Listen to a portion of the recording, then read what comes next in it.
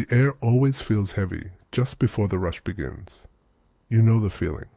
That quick, shallow breath that steals away the morning peace. That tight knot in the chest that tells you the day is already asking too much. You're seeking clarity. You want the sharp memory back, the restful sleep, the calm confidence to handle whatever the day throws at you.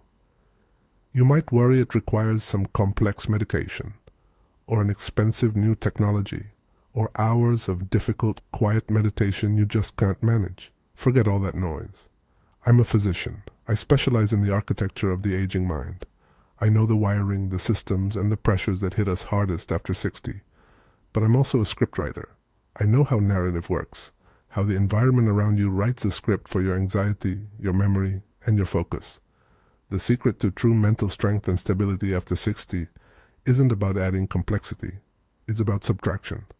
It's about designing an ecosystem of peace around you, using simple sensory tools: light, breath, sound, posture, scent, and clutter management. I've seen patients in their 60s and 70s struggling with anxiety spikes, feeling overwhelmed by simple decisions, or frustrated when a name vanishes just as it reaches the tip of the tongue. We start by checking the usual suspects, but often the quickest, most profound shift happens when we address something else entirely. The clutter that steals memory. Want to know the simplest, most effective anti-anxiety intervention you can make today? It doesn't cost a thing. It doesn't require a doctor's appointment. It requires setting up anti-anxiety corners at home. Think of your brain like a brilliant, powerful, but easily distracted command center. Every loose paper, every dusty shelf, every item without a home, every persistent background noise. It's a microtask request. Your brain processes that visual or auditory stimulus, even if you're not consciously looking at it. That's cognitive overload by environment. It is relentless. It prevents the deep processing required for memory recall and decision-making. That's why you feel drained by noon. I got overwhelmed too. We all do. Trying to manage the house, the family schedule, the persistent low-grade humming of global information overload. I realized my own mental fatigue wasn't purely biological. It was infrastructural. Here was the shift. If I reduced the visual and auditory inputs in my immediate environment, my internal processing power soared. Less noise, more peace, more clarity. Let's talk about the silent killer of your focus: background sound. We often leave the television running, the morning news cycle, the talk radio, the constant chime of notifications. We think it's company. We think it's just background hum. But your brain doesn't see it that way.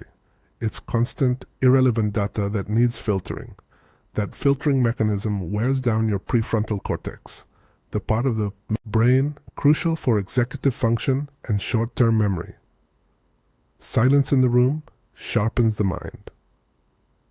Try this simple experiment today. It's better than walking for immediate mental clarity. Spend 30 minutes in your most used room, kitchen, living room, without any electronic background noise. No music, no TV, no podcasts, just the sound of the room. Notice the steady rhythm of your breathing. Notice how quickly your thoughts, instead of jumping from external stimulus to external stimulus, start organizing themselves internally. This intentional vacuum is powerful. It's related to the Japanese concept of ma, the intentional pause or empty space. It's not just physical, it's sonic. Now let's apply this to the physical space, the visual field. Look at your kitchen counter. If it's piled high with mail, old receipts, and mismatched gadgets, that counter isn't just a place to prepare food. It's a visual anxiety factory. That pile of unsorted mail represents unresolved decisions. Every time your eye catches that pile, your subconscious fires off a signal. Task pending. Resolution needed. If you have 10 such piles, you have 10 open cognitive loops, all running in the background. No wonder you feel exhausted by noon. When you walk into a clean space, a simple, clear table, a quiet window corner, your brain takes a deep, restorative breath. You feel safe, you feel capable. This is why simplifying your environment is one of the most effective, non-pharmaceutical interventions for generalized anxiety in older adults. We're not aiming for sterile minimalism. We are aiming for visual anchors. Pick one corner in your main living space. Dedicate 24 hours to making it a potty and clean corner. Remove everything that doesn't belong, dust it. Place one meaningful object there, a smooth stone, a favorite mug, a small plant.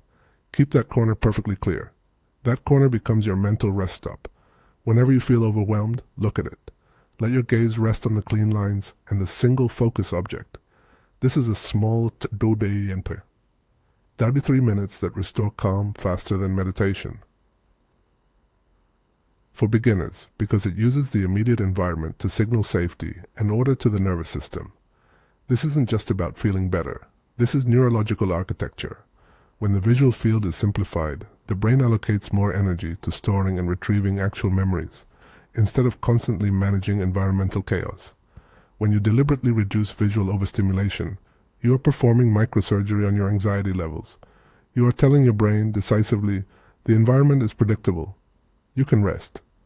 This mastery over your surroundings builds the foundation for emotional strength, managing what you can control to build confidence for what you cannot. This mastery also extends to your digital life. The fragmentation of attention caused by constant phone alerts is disastrous for memory formation. Memory requires sustained focus too. Move information into long-term storage. If you check your phone every 5 minutes, you guarantee fragmented focus and poor memory encoding. The plunchant best focus ritual has no phone enchammer.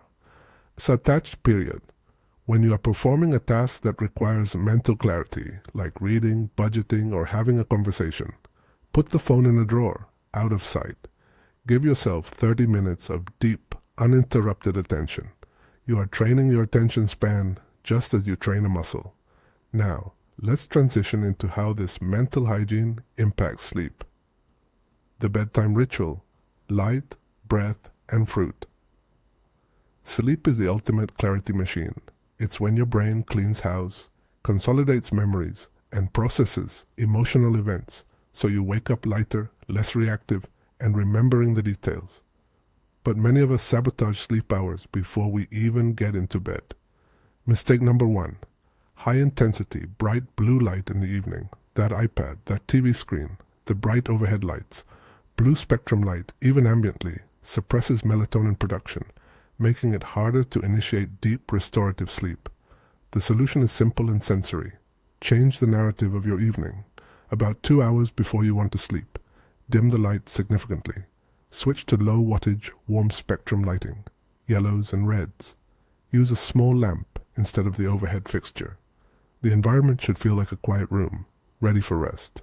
Let your surroundings signal safety. Next, address the pre-sleep anxiety loop, the endless scrolling of thoughts, the review of the day's failures. That's the mind chatter that steals your memory consolidation time. We need an exit ramp for the mind and a gentle fuel for the brain's cleanup crew.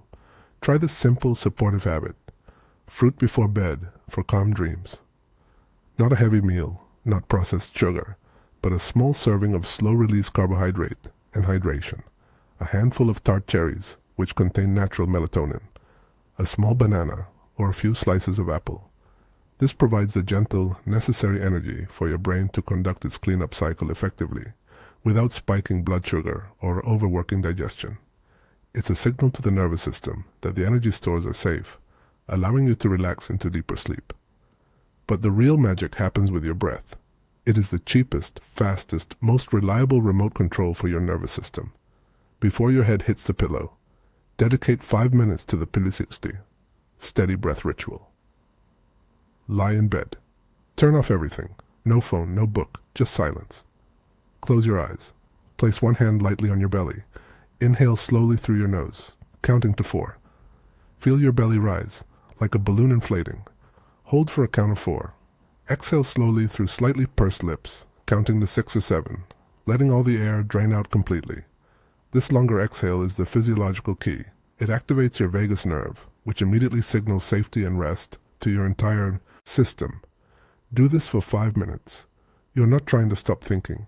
You're training your body to prioritize calm over worry. You're regaining presence and emotional strength. This breath ritual is foundational mental hygiene. Let's move into the day itself. We need anchor habits that stabilize mood and prevent cognitive drift. The light morning and focused tea time. Your body operates on a strict clock, the circadian rhythm. If you confuse it, you confuse everything. energy, mood, sleep, and focus. Anchor habit number 1. Get light immediately. Within the first hour of waking, expose your eyes to natural light, even if it's cloudy. Open the curtains. Step onto a balcony. Sit by the window with your warm mug. This exposure signals to your brain that the day has begun, which is crucial for regulating cortisol, your stress hormone, and setting the stage for strong melatonin production later that night. Now, that warm mug. Forget the afternoon sugar crash. Your morning ritual should prioritize sustained focus, not a quick spike. Many people reach for black coffee or sugar-loaded tea first thing. This leads to a midday slump and destabilizes mood. I advocate for a simple, warm herbal infusion, ginger, mint, or green tea, paired with mindful consumption. This is your public test, focus tea time. Sit down. Do not open the news or your email. Hold the mug. Feel the heat. Smell the scent. Take small sips, focusing solely on the warmth moving through you. This micro moment of focused presence trains your attention muscles. It's a subtle form of micro-meditation that starts the day with clarity, not chaos. This leads us to clarity foods and what to skip.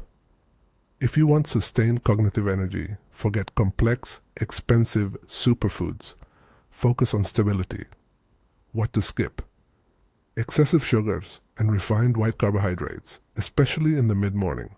They create a rush followed by that awful, dragging, foggy crash where names and tasks feel unreachable. What to embrace. Protein, healthy fats, and high-fiber foods that release energy slowly. Example, morning hydration is critical. Drink a glass of water immediately upon waking. Then, focus your breakfast on omega-3s, walnuts, chia, flax, and protein, eggs, yogurt. Here's a crucial food note, based on how nutrients impact neurotransmitters. Do not refrigerate these if you want brain energy. While you can store many items, the point is the structure of the fuel. Healthy fats are the actual building blocks of brain cell membranes. They are not optional fuel, they are structure.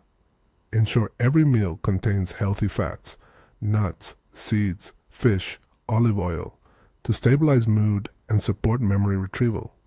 The stability of your biochemistry directly reflects the stability of your mood. When mental fatigue hits mid-afternoon, do you reach for the sugar bowl? Swap it for a small handful of walnuts and a piece of fruit. The fiber and fat slow the absorption of the natural sugar, preventing the blood sugar roller coaster that destabilizes mood and focus. Movement for the mind, gaze, and grounding. The most important movement for mental clarity is movement that connects mind and body immediately. The secret to stopping overthinking is to redirect attention to the physical body in motion. Try slow walks with focus. When you walk, often your mind is running 10 steps ahead, rehearsing conversations or worrying about future obligations.